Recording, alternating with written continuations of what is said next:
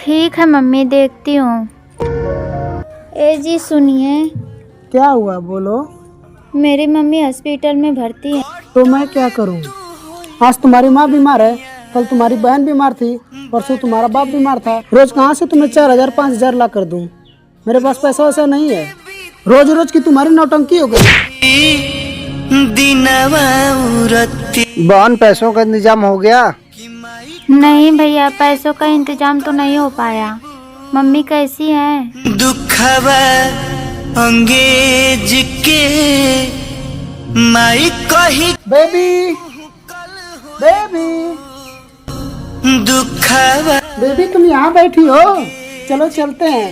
कहाँ? तुम्हारे माँ को देखने हॉस्पिटल। ये लो पैसे।